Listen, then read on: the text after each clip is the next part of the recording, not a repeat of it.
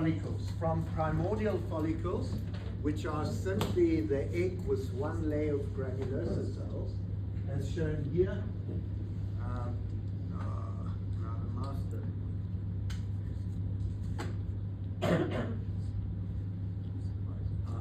Slowly. Yeah.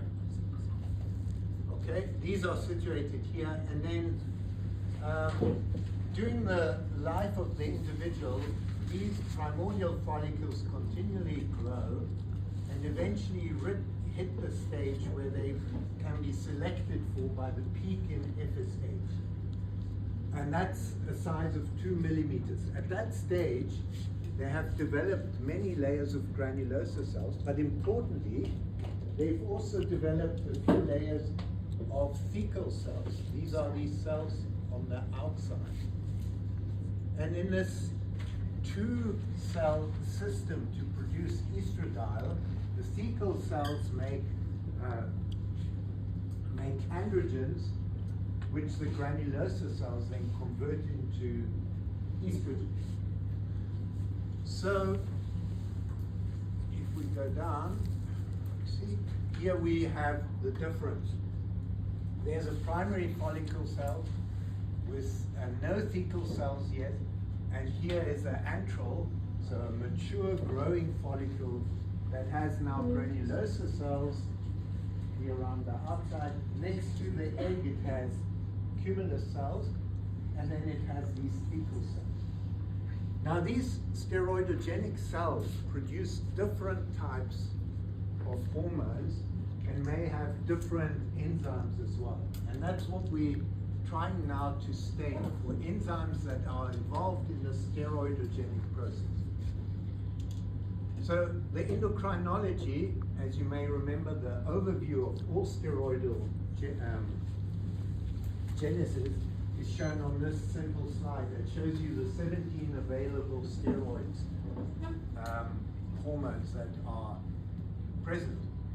Thecal cells are missing certain key enzymes, the aromatase and the CYP21, and so they only have this left side of molecules that they can produce from cholesterol, mainly through CYP11A1, which is a cholesterol side chain, rate limiting step, and then CYP17, which does two separate enzymatic reactions to eventually bring us into the realm of the male sex hormones, namely the androgens, andro means male, and in particular androstenedione.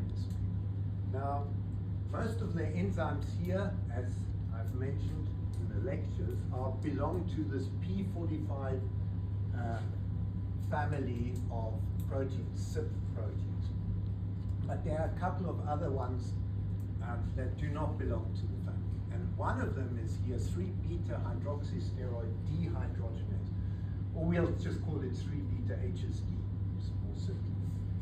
And HSD is the enzyme that you are now trying to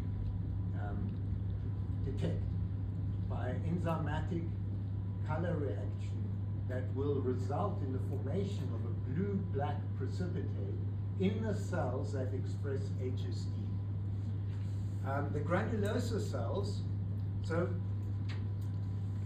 obviously thecal cells, as you can see here, it should be expressing HSD, okay? And they require it to make androstenedione, which is the main product that is shuttled over to the granulosa cell to convert it to estrogen.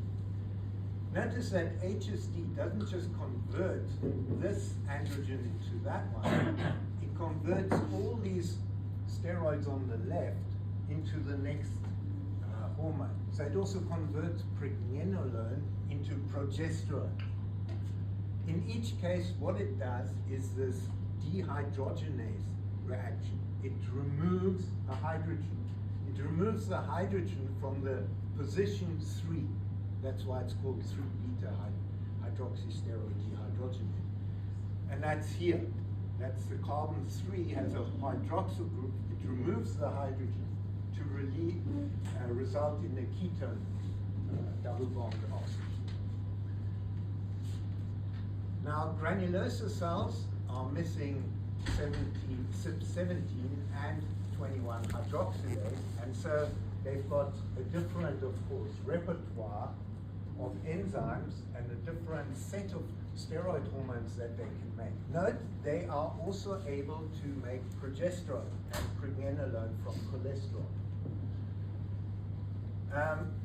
Importantly though, they are able to convert androstenedione, which they get from the fecal cells, here into these type of estrogens.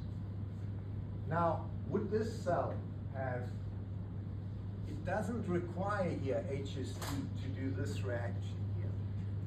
So would you expect it to have HST or not?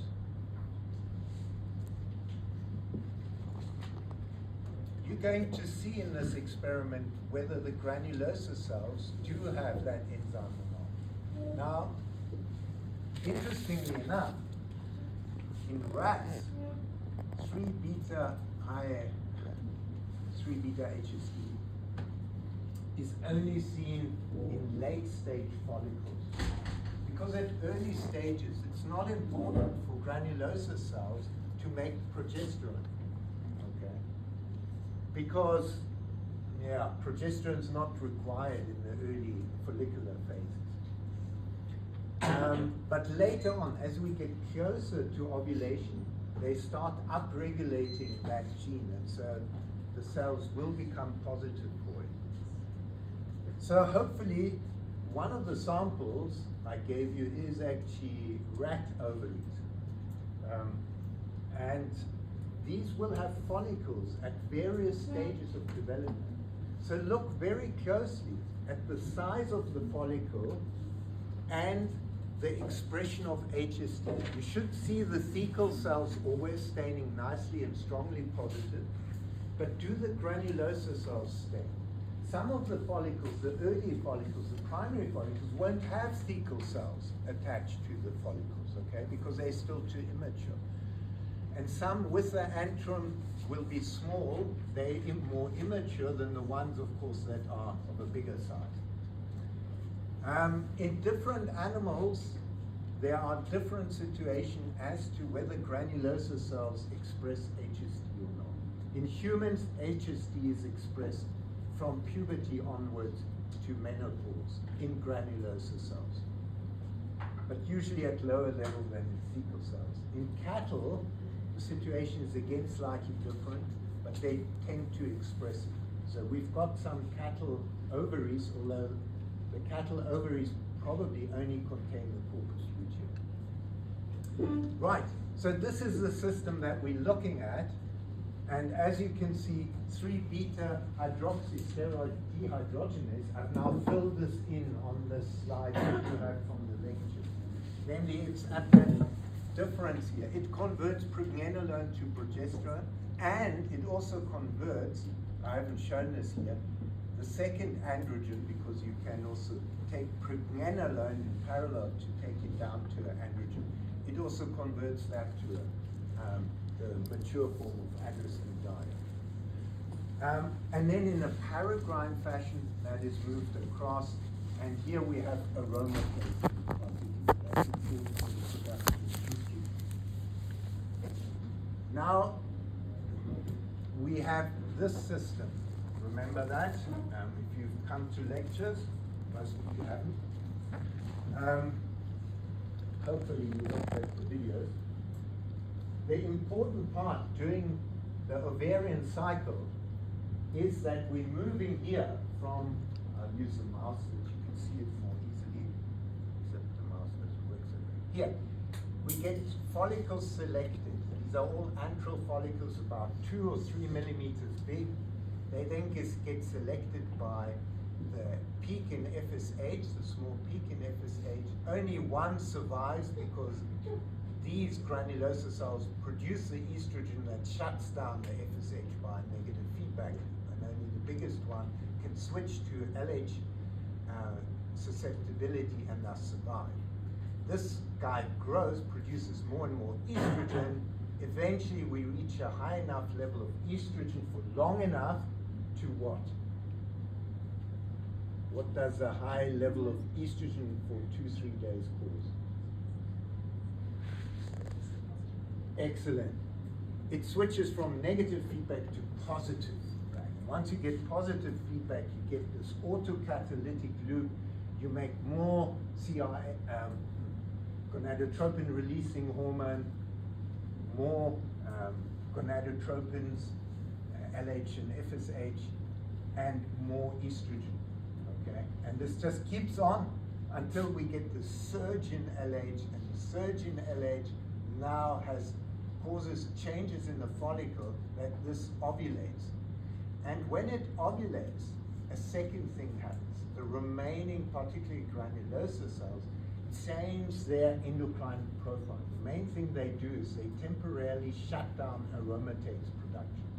So they no longer are able to switch on or make estrogens.